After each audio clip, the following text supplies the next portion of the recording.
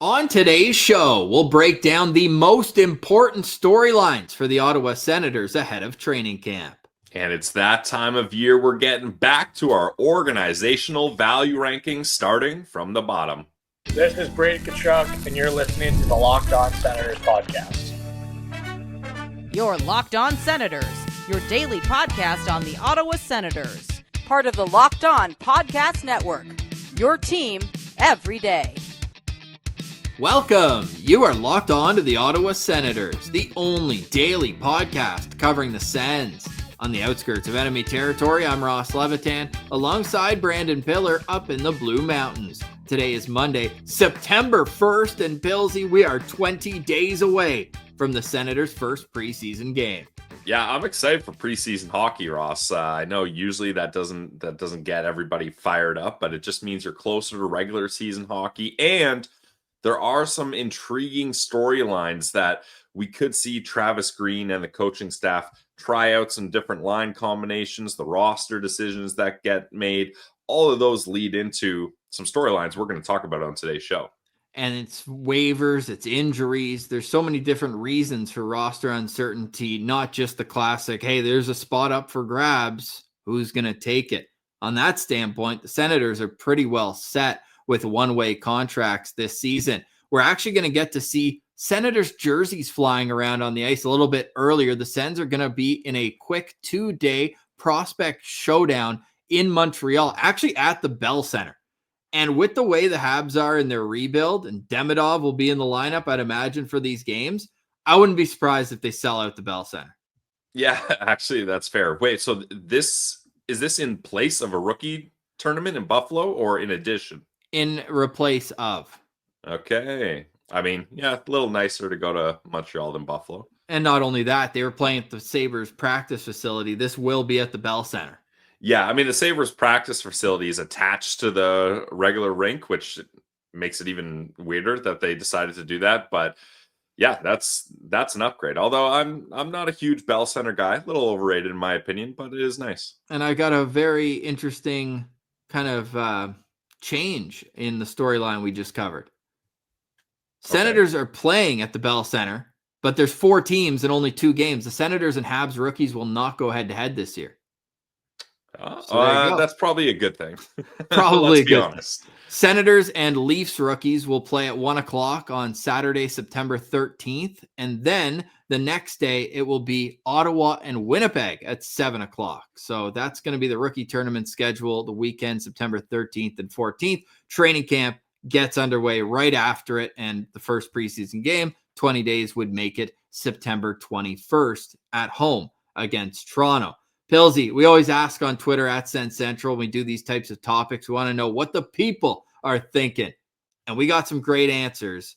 Maria wants to know, as a Senators storyline in preseason and in training camp, what lessons will be implemented from the playoff experience from last year? It's a storyline we haven't been able to cover for more than half decade. Yeah, I mean, I don't know about what lessons, Ross, so maybe I can't answer this question the way Maria is hoping, but what I'll spin it to is what motivation can be earned by that playoff run. Like before, obviously, you're hoping to make the playoffs every year, but it just wasn't in the cards for the Sens. A lot of the time, it wasn't even really a realistic goal.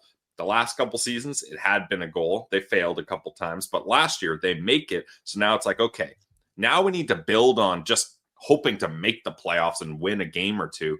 How do we get beyond that? And I think now that you have these young guys that experience the playoffs for the first time, I mean, the list is crazy. You're looking at Brady Kachuk, Tim Stützle, Jake Sanderson, Shane Pinto, Ridley Gregg. I mean, I could go on and on and on. But so many of these guys, they finally had the taste of the playoffs. Now that they know and understand what that's like, how can they use that to fuel and motivate themselves to have a strong season leading into the playoffs again is what I would say is the big boost there. And individual players that found success in the playoffs, how can they gain that momentum, I'll say, in their development curve? Not only just the motivation, and that leads in to Cliff, who writes in, I want to see just how good Tyler Kleven is. And that's a great comment because the Senators' third pair last year, let's just say their depth was tested at times. And one of the main reasons for that was the guy who was sometimes on the right side, who's no longer in the organization and became the whipping boy rather quickly, all that. But there's no real weak link, as we covered last week when we looked at the defense in the Atlantic Division. So Cleven's development is a big part of that, because it's a third pair, big right or left shot defenseman, but a guy who, let's be honest, the numbers haven't jumped off the page yet in his career. I still think that he's got a step to take with the physicality. We saw it in college. We saw it in junior. This guy, he plays the game with targets on the opposition's back. But at times he was a bit hesitant as he was learning the ropes in the NHL, just playing off the glass and out, trying mistake-free hockey or to minimize them. Now I want to see him be aggressive with his decisions. And I think if he does that, whether he's paired with Jordan Spence, Nick Jensen, Carter Yakimchuk, Nicholas Matinpalo, whoever he's with, and it could be a rotating cast throughout the year, I want to see him be assertive in his minutes. I think that would be awesome if he can really show that series against Toronto, where he got recognition from Mark Messier and PK Subban on ESPN for what he did. I think that'd be great to see him continue along those lines. Yeah, I mean, you hope all the young guys can elevate their games even just a little bit, right? But for me, that's not a huge one for me, Ross, because I don't feel like Tyler Kleven needed to elevate his game that much. I was really pleased with how he looked.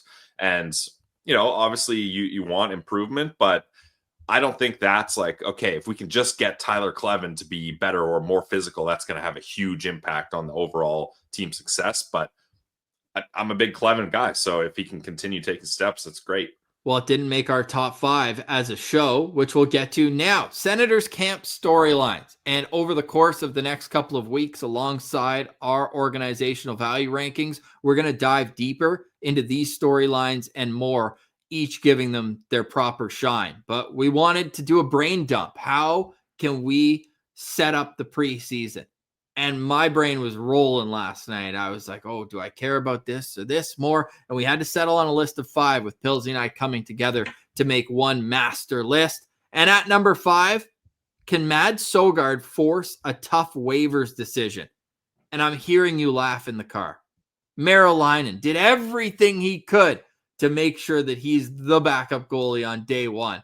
But Pillsy, it doesn't change the fact that contractually, Levi Merrill-Leinen can go up and down, no problem. Mads Søgaard could be on a different team, different organization at the end of training camp if he gets sent down. Yeah, this one for me, Ross, is not really a matter of Mads Søgaard or Levi Merrill-Leinen's skill. It's more, how do the Ottawa Senators want to handle Levi Merrill-Leinen? And I feel bad. We're rooting for Mads. He's had a tough couple seasons with injuries, and he hasn't got to play a lot. But I think if Mads is the guy that ends up starting in the NHL in the season, it's strictly to give Levi more starting games in the AHL and have Mads kind of be a backup that might play a game or two in back-to-back situations. And look, I hope Mads proves me wrong and he has a great camp and he earns a spot rather than just contractually it makes sense to have him there. But I think really the Ottawa Senators, their main focus should be, how are we going to properly put Levi Merrill-Leinen in spots to succeed and continue his development?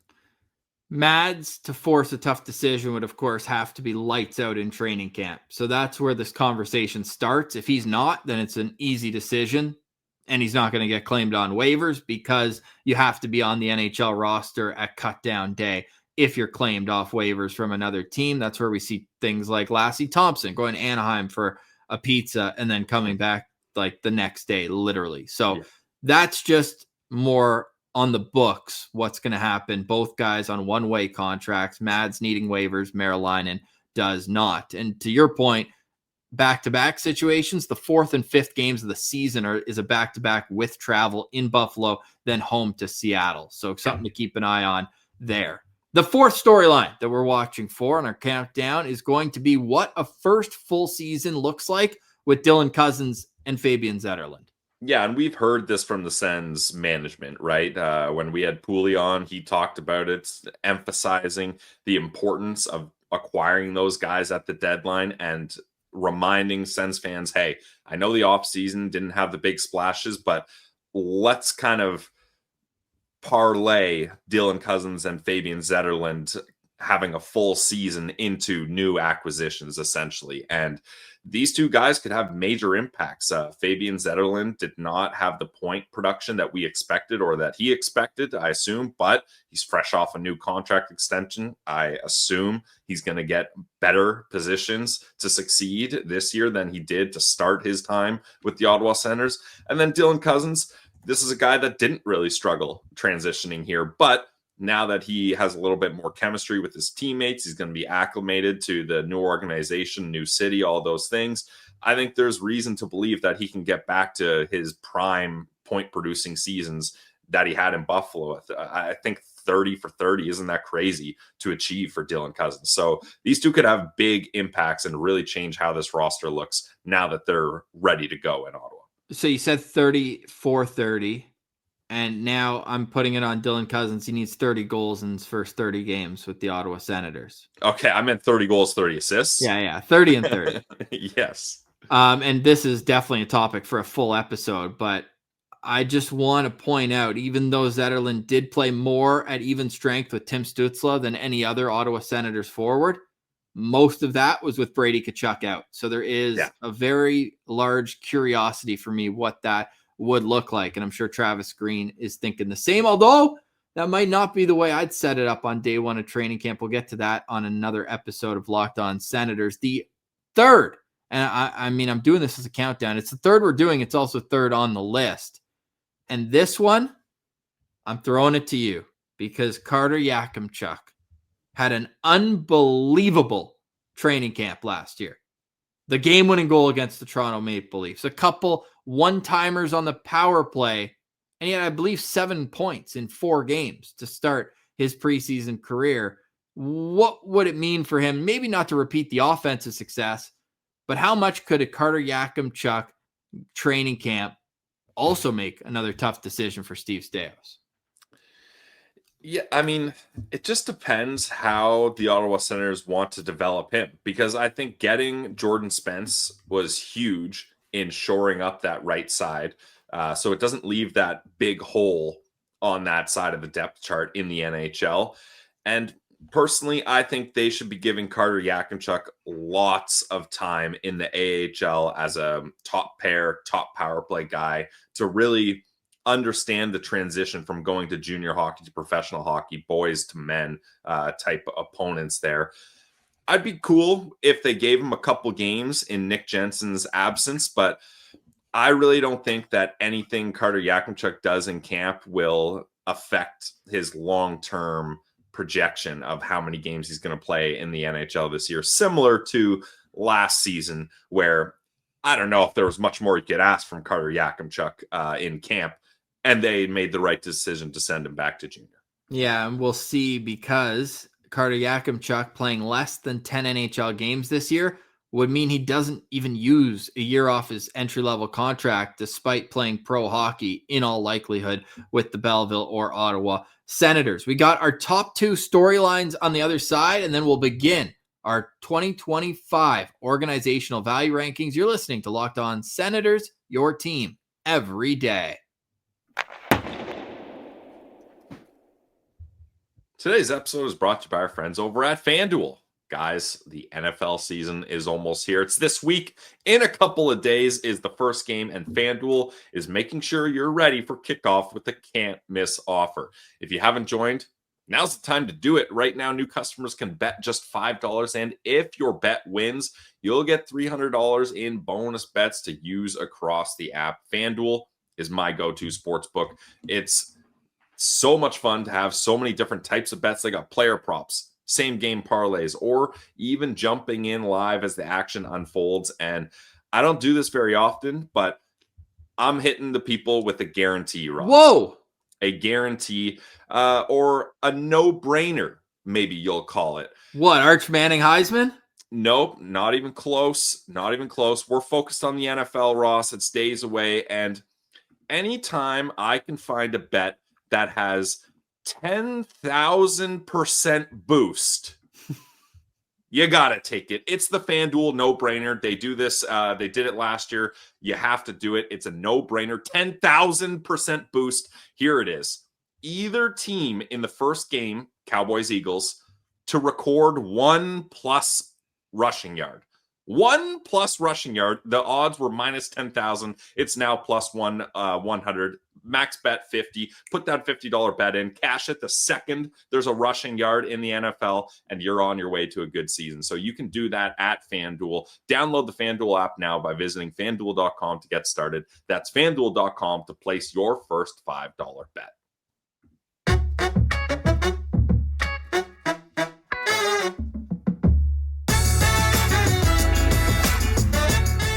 All right, Pillsy, with a reminder, since hockey season is around the corner, that the GLEBE Central Pub will be running the shuttles once again, and the tickets will be going on sale soon, so stay tuned at GLEBECentralPub.com. Pillsy, we got 2 huge storylines ahead of Sens training camp we got to get to before we explain and get into our 2025 organizational value rankings. We've got, so far, how does Carter Yakimchuk's training camp look like after last year's success? What does the first full season of Dylan Cousins and Fabian Zetterlund look like? And can Mads Søgaard force a tough waivers decision trying to battle Levi Meriläinen for that backup spot at camp?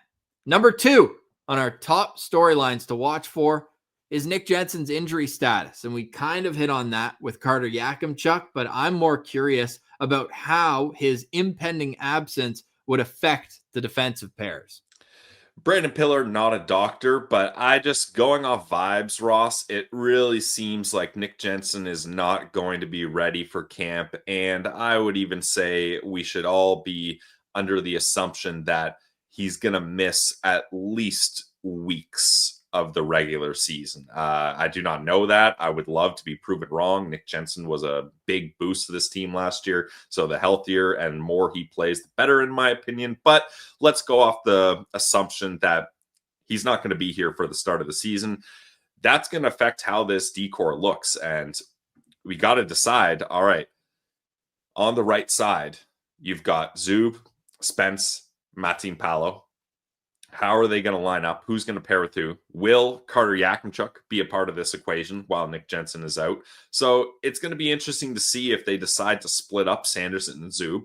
Maybe go Shabbat Zub, a pair we know has worked in the past. Put Spence up with Sanderson, and then keep Matin Palo and Clevin together. So it's going to be very interesting to see how Nick Jensen's absence will affect this team's overall lining on the back end. Because the thought process to me is you're not going to do a direct swap with Jordan Spence taking over for Nick Jensen, because him and Shabbat kind of want to do it the same thing, carry the puck out of their own zone, snap it around, and, control the pace of play when you get the turnover. So I think it might be for the best to split that combo up if it does happen. Clevin Spence, to me, gets me fired up, but that would only be for like 14, 15 minutes a night. And then all of a sudden with Jensen out, you're still looking for a right side D in the top 4. Carter Yakimchuk, maybe. But I do think that the D pairs will be fascinating to watch, because if they go back to Sanderson and Zub, you can't argue it. They were awesome at both ends of the ice throughout the regular season. And the number 1 storyline is, does Claude Giroux start on a line with Brady Tkachuk and Tim Stützle? Travis Green loved that combination last year, playing them time after time after time. But now with Fabian Zetterlund in the mix, Giroux not making the $6.5 million that he was previously. He's a year older. His production has gone down in each of the last 3 seasons. What do you think the answer to this question is? I think the answer is no. For me, this is a more, I would generalize this more into how does the top 6 look, because that's going to affect overall that top line. I think it's time for Claude Giroux to be a third line player. I think he would be most effective there. I've got Brady, Timmy, Zetterlund together, and Perron, Cousins, Batherson. Some Sens fans on Twitter have thrown out the idea, maybe moving Cousins to the wing, sliding Pinto up to that second center spot. I don't believe that's realistic, or Travis Green would even consider that, but it's fun to mess around and move move the magnetic names around on the whiteboard. But I don't think Claude Giroux should be playing with Tim Stützle anymore. And the reason I say that, Ross, is Tim Stützle, very fast. Claude Giroux, not as fast. Now, in the past, Claude Giroux had been there to be Tim Stützle's face-off buddy. But Ross, and you're gonna like this, I got data and stats to back this up, a point you love emphasizing. Tim Stützle really improved his face-off ability in the second half of the season last year. Basically since he got the buzz cut. Yeah, I have it literally to the day that he has the buzz cut, Ross. So I'm glad you said that. On the day they played the Maple Leafs, there's 34 games left in the regular season. He was 58% in the faceoff dot. That's 207 faceoffs he took at the remainder of the season. So, and look, if it's not going great with Timmy in the faceoff dot, you got Brady there too. There's no need to have two faceoff helpers for Tim Stützle anymore. He's a young centerman that's had experience now, and his ability in the faceoff dot is increasing. So I want to see someone else play with those two. Okay, I like that. Let's do that in a full episode, because I'm actually the mind that Drake Batherson should get the first look with those two players. You can let us know in the comments as well on YouTube. Who would you start on a line with Tim Stützle and Brady Tkachuk at training camp? For now, we turn our attention to our organizational value rankings. You're listening to Locked On Senators, your team every day.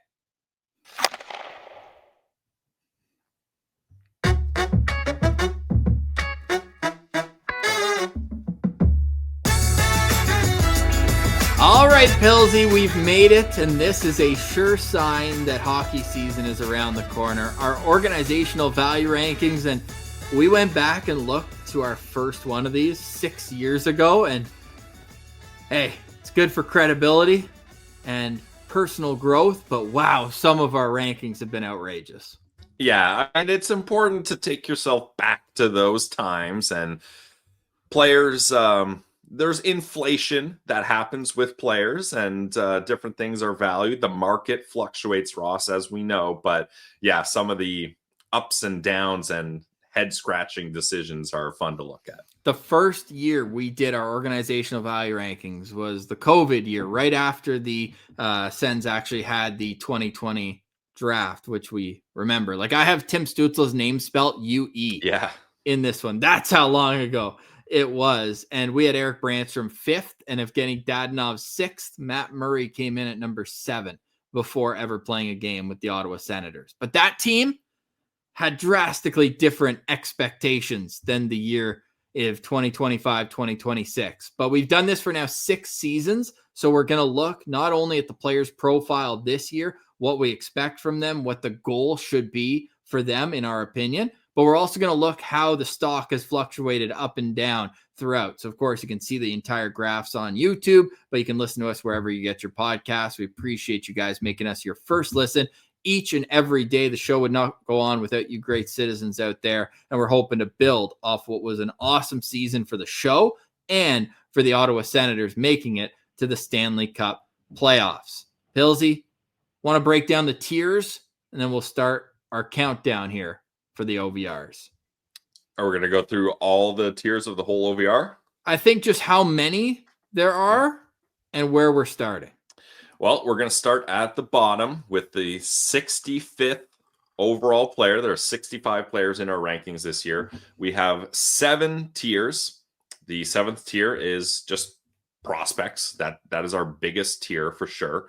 Then we've got Belleville as a tier.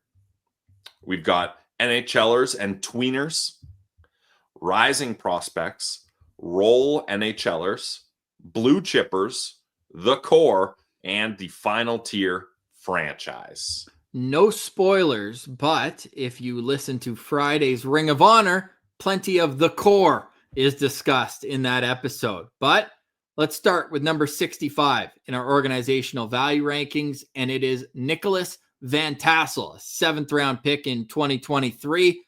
He's going into his 3rd season now with the University of Massachusetts and has been mostly a role player down there.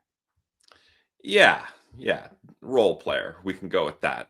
In 37 games with UMass, 2 goals, 2 assists, 4 points, -10, 11 PIMs. Now, those numbers don't jump off the page, Ross, but what if I told you he doubled not only his goals, not only his assists, but his points this season from last season? That sounds good. Yeah, that sounds great.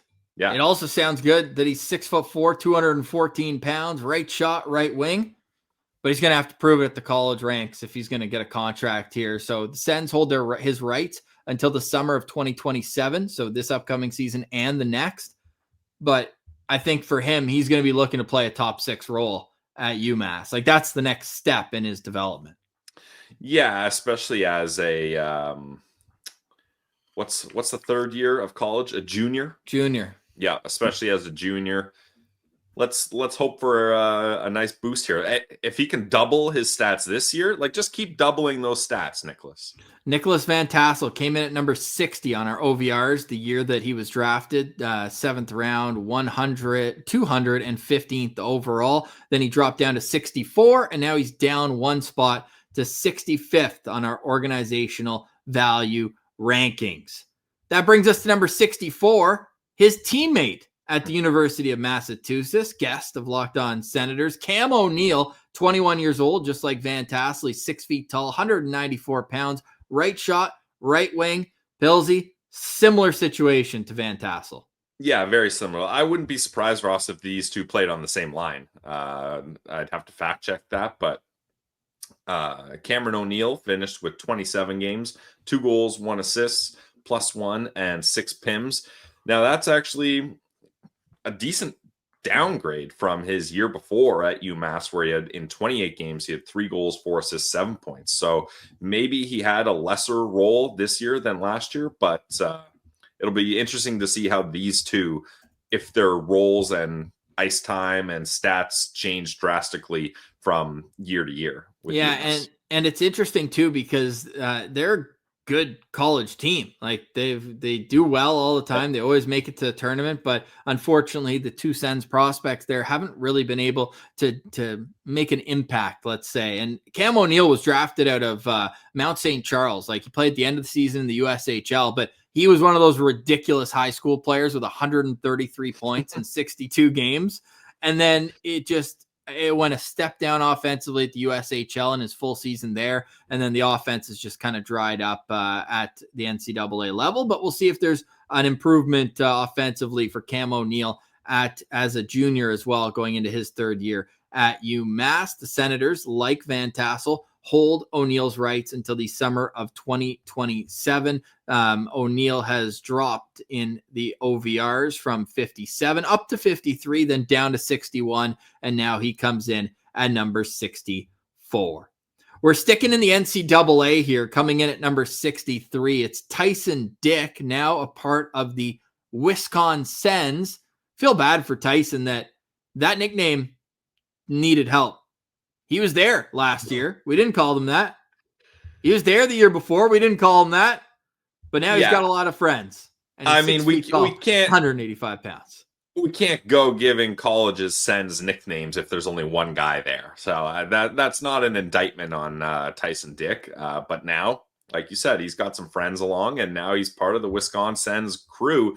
And last season, nice year for Tyson. 37 games, 3 goals, 10 assists for 13 points. Finished a +3, had 10 PIMs, but that's a 4-point improvement on the year before. And Ross, a year before, he had no goals. So it's nice to get 3 goals this year for him. Okay, that is nice. That's good improvement. He plays center. I'm sure that if he does end up playing in the Senators organization, might be as a winger. But hey, this is going to be a year to track Tyson Dick. We're going to be watching the Wisconsin Sens, and it also is a big year for him because the Senators hold his rights until this upcoming summer. So if he's not signed by the end of this season, then he will be an unrestricted free agent. Tyson Dick was selected in the 7th round of the 2022 draft and has since been pretty much in a similar spot on our organizational value rankings, from 60 to 59 to 63, and then he stays even at number 63 on this year's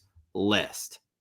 Coming in at number 62, it's Jake Chason, the first player on our list that was not drafted by the organization. Jake Chason was acquired alongside Xavier Bourgault last summer in the Robillard-Venti trade that also sent a 4th-round pick to the Oilers. He's 22 years old, 6'2", 181 pounds, right shot, right wing, and played most of last season in the ECHL, but did get 20 games or 19 with the Belleville Sens. Yeah, unfortunately, in those 19 games with the Belleville Sens, he did not register a point, -6 for PIMS, but I think it was good for him to spend some time in the ECHL, and we heard from our guy, Jabril Toure, that Orlando was a great spot to land if you're going to the ECHL, so hopefully he can build on getting some points and probably an expanded role there, and maybe turn that into some more consistent playing time in Belleville. Because he was a point producer in junior. He had a great final season in the dub between Brandon and Saskatoon, where he had 58 points in 71 games and had a decent playoffs down there too, but hasn't really been able to get his feet wet even at the AHL level. He's played the majority of the last 2 seasons in the East Coast Hockey League, the ECHL. So it's just about taking a step forward. I think that trade was mostly Edmonton needing to get a contract off the books. The trade was for Bourgault, and Jake Chason was signed. So he signed for 1 more year at $843,000. We'll see if he can make an impact in the American Hockey League. He made his debut last year on our organizational value rankings at 59, and he's down 3 spots to number 62. Coming in at number 61, it is Philip Nordberg, the mythical creature, as he was known when he was taken 64th overall in the 2022 NHL draft. It was the Senators' first pick of that draft after trading their 1st and 2nd round picks to Chicago for Alex DeBrincat. Nordberg is an enormous human being. He's 6'5", 211 pounds, not afraid to take his shirt off, and I wouldn't either if I was him. But he's dropping on the OVRs, Pilsy. Yeah, this is our first kind of real change in the OVRs. The other guys kind of had been in similar ranges, but Philip Nordberg, we know why the Sens drafted him and what group of Sens scouts would have certainly liked a big left shot defenseman like him, but he did have a good season in the USHL, Ross. Just for your sake, we got him in the NCAA with Sioux Falls on the graphic, but you can change that while I'm talking here. In 55 games, 6 goals, 18 assists, 24 points, a +22. Now, a guy his age playing in the USHL, you should be able to dominate, especially with the size that he has. So we'll see if that can be a confidence boost for him, but I'm not sure we know where Nordberg's playing next year. Do we? Are we going to break the news on this show? It has not been announced, but we believe that he will be playing at Mercyhurst in the NCAA. Okay. So maybe that's why I put the NCAA there. There we go. Boom. Yeah, for Philip Nordberg, man, I get what you're like. It was a good year. +22, 105 PIMs. Hopefully not too many of those minors, because we know some defensive prospects for Ottawa might be more prone to taking minor penalties, putting in the team shorthanded. But with Nordberg, like, he's a big, strong kid, hilarious guy too. And he came on with Oscar Pettersson live from Dev Camp a couple years ago. Like, great kid. We're rooting for him, but he's going to have to show a bit more pro-ready habits if the Senators are going to sign him before his rights expire at the end of this upcoming season. So Philip Nordberg coming in at number 61 on our OVRs. He's down from right after his draft. He was 35, then 38, then 56 last season. And now he's down another 5 spots here. And he comes in at number 61 on our organizational value rankings.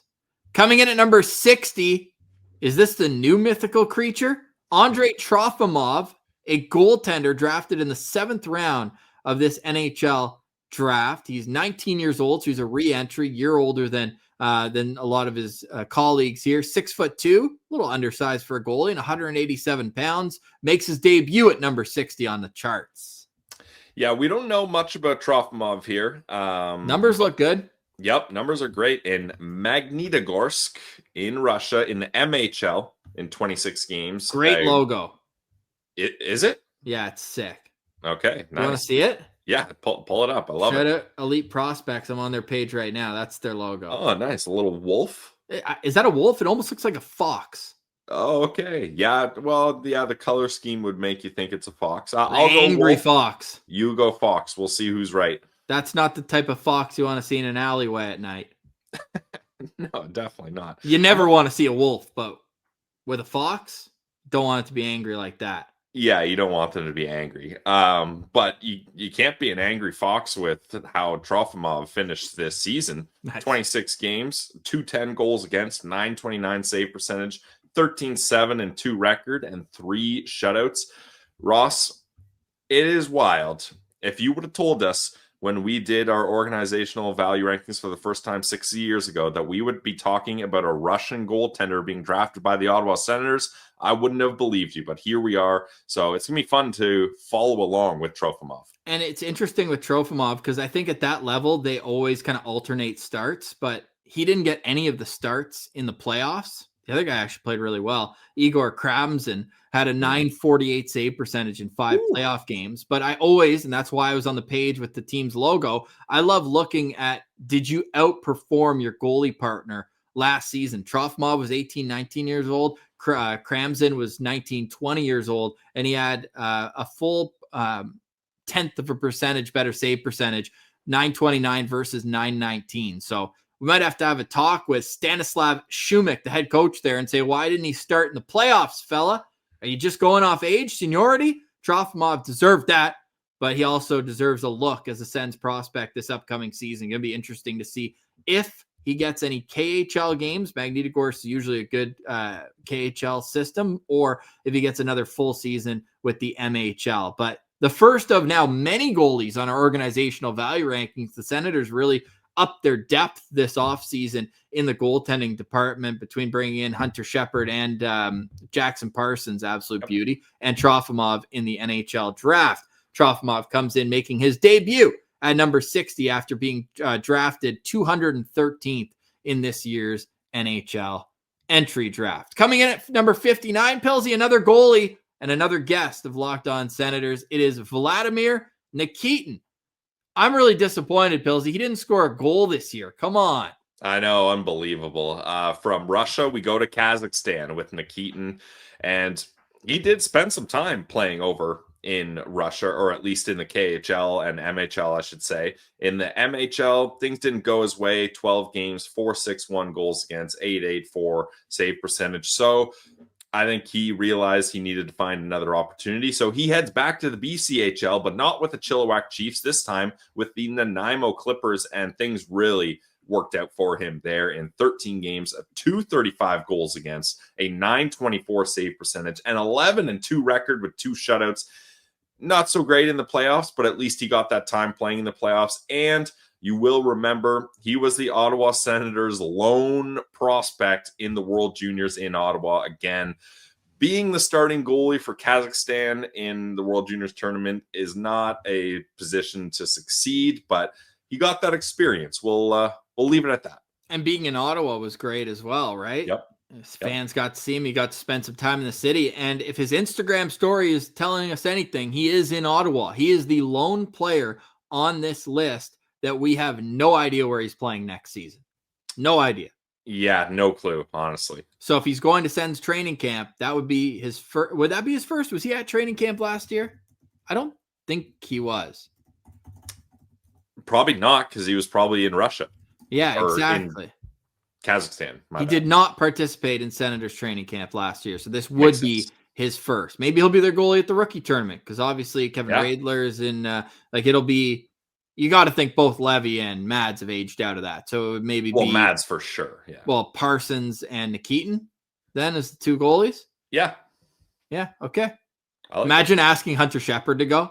Like, sorry, I can't hear you. I got my 2 Calder Cup rings plugged in my ears. Yeah, Vladimir Nikitin at 59 on our organizational value rankings. He's down from 51 last year, and he made his debut on our OVRs at number 51 after being drafted 207th overall in the 2023 entry draft. So that is day 1 of our organizational value rankings. We'll be continuing it throughout the next while. We'll always have a topic of the day to begin, and then we will get into our OVRs. If you're watching on YouTube, little Easter eggs there for you. We got the logos of each player as they rank on our list. The columns go down, and then left through right is how we're going to age this one. Nikitin, of course, with a question mark next to his name, but you don't have to guess that one, as he is the leadoff as we rolled 59 to 65 today. Nikitin, Trofimov, Nordberg, Chason, Dick, Cam O'Neill, and Nicholas Van Tassel. Pilsy, these are always fun to look back at, and also gets me fired up for what these players need to do to have themselves a good season. Yeah, and it's a good exercise to do, especially, you know, a lot of Sens fans aren't going to be dialed into what the 60 to 65th ranked players in the Sens organization are up to. So it's good to keep tabs on these guys and just shine a little bit of light on them to remind you that they exist. They exist, and not everyone has the same linear path to the NHL, right? Who knows? One day, maybe these guys are able to carve a role for themselves. Now you have me curious about which one of our now NHL players did we ever rank the lowest on our OVRs? Off the top of my head, I'm not sure, but I'm sure we could find some that really dip down in those line graphs of yours. Well, as we continue making them, we'll note the ones where they've really climbed. We did post Levi Marilainen's. That might be the answer as well. We'll see. We'll have to wait. And Maybe. see. Yeah, it could be. But let us know in the comments the question of the day, and we're going to do a full episode on the Sens top 6. But really curious as we get the brain going for hockey season. Who do you want to play with Tim Stützle and Brady Tkachuk on day one of camp? Pilsy, any final thoughts on today's show?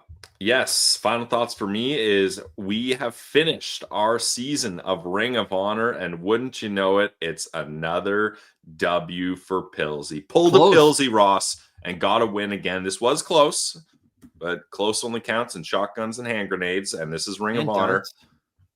No, it doesn't count in darts. If you're close to the bullseye, you still get 25 points. Isn't that good? I mean, that's not decent. Bullseye, though. Yeah, it's not a bullseye, so it doesn't quite count. Good try there. Damn, but I've been saying that for years. I want to play darts with you. Let's play darts at the GLEBE Central Pub. I'd love to. I finished with 42.1. You finished with 40.6. So I will give you that. It was close, but another season of Ring of Honor in the books. We had some really good topics. Thanks to everyone that wrote in, suggesting topics. Thanks to everyone that watched, commented, engaged, and voted.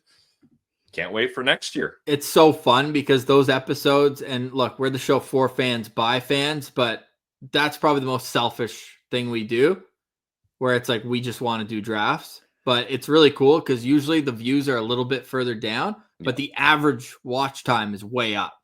So those who like it a lot. And we appreciate that very much because it's just fun to argue in the summertime. Yeah. So that's what we decide to do. So we appreciate everybody for following along with that. And shout out Pilsy. Poor Jack, comes in for one Ring of Honor and takes a massive L. And I thought his team was decent. Like, I thought, Ross, this was going to be a 30-30-30 type voting.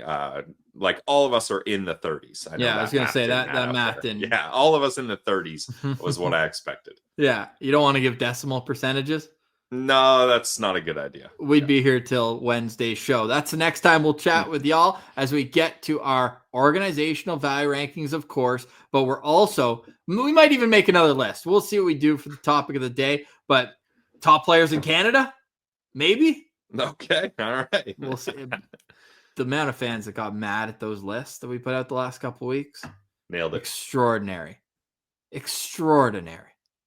But they were fun to do, and you can catch up on those episodes wherever you get your podcast. For today, we say goodbye. For Brandon Piller, I'm Ross Levitan. This has been another edition of the Locked On Senators podcast, your team every day.